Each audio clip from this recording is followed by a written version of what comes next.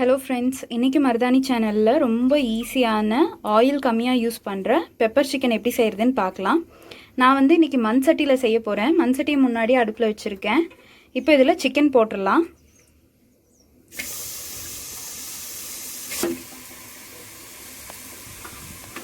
So chicken ஜென்ரலாகவே வந்து தண்ணி விடும். நம்ம இதில் தண்ணி ஊற்ற போகிறதில்ல. ஸோ இது கொஞ்சம் இதே மாதிரி வெறும் வாணலியில் நல்லாவே வந்து வேகட்டும். ஸோ நல்லா வேகுது. இப்போ நம்ம கொஞ்சம் மஞ்சத்தூள் ஆட் பண்ணிக்கலாம். கொஞ்சமாக ஆட் பண்ணுங்கள் போதும்.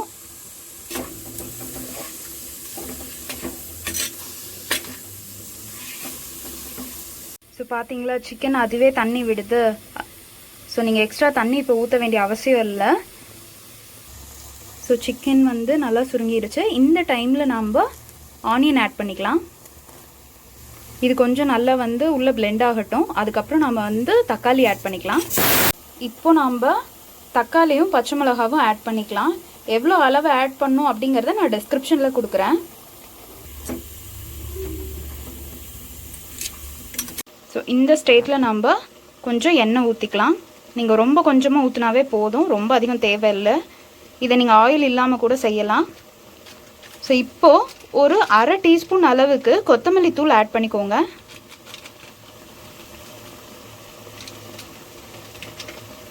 காரத்துக்கு வேணும் அப்படின்னா தனி மிளகாய் தூள் ஆட் பண்ணுங்க. இதில் நம்ம பெப்பர் ஆட் பண்ண போகிறோம். ஸோ இது வந்து ஆப்ஷனல் தான். இப்போது சிக்கனுக்கு தேவையான அளவு உப்பு,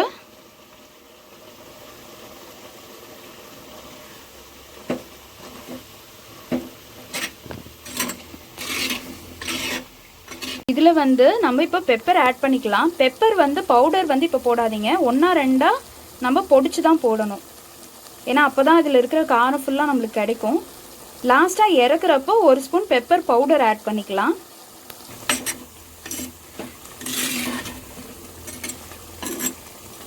ஒருவேளை உங்களுக்கு வந்து சிக்கன் இன்னும் வேகணும்னு நீங்கள் நினச்சிங்க அப்படின்ட்டுனா ஒரு 1/4 டம்ளர் அளவுக்கு மட்டும் தண்ணி ஊற்றிக்கோங்க. பட் ஆனால் எனக்கு தெரிஞ்சது வந்து அவசியம் இல்லை. ஸோ பார்த்தீங்கன்னா இதுலேயே தண்ணி நிறையா இருக்குது. அதனால் நான் வந்து இதுக்கு எக்ஸ்ட்ரா தண்ணி நான் ஊற்ற போகிறது இல்லை. இஃப் இன்கேஸ் உங்களுக்கு தேவைன்னா நீங்கள் வந்து ஒரு 1/4 டம்ளரோ இல்லை 1/2 டம்ளரோ தண்ணி விட்டுக்கலாம். நீங்கள் இது நல்லாவே ஒன்றா சேர்ந்து எல்லாம் குக்காகி வரட்டும். நீங்கள் மூடி வச்சு குக் பண்ணிக்கலாம். ஸோ பார்த்தீங்கன்னா தண்ணியெல்லாம் நல்லா சுண்டிருச்சு. ஸோ இந்த டைமில் வந்து நீங்கள் கொத்தமல்லி தழை, கருவேப்பிலை தழை போட்டுட்டு கூடவே க்ரஷ் பண்ண பெப்பர் மேலே ஃப்ளேவருக்காக போட்டுட்டு மூடி வச்சு இறக்கிடுங்க. அவ்வளோதான். சாம்பார் சாதத்துக்கு, தயிர் சாதத்துக்கெல்லாம் ரொம்ப சூப்பராக இருக்கும்.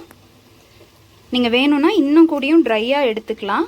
ஸோ அது உங்கள் சாய்ஸ் தான். இது எப்படி வேணுமோ அப்படி நீங்கள் செஞ்சு எடுத்துக்கலாம்.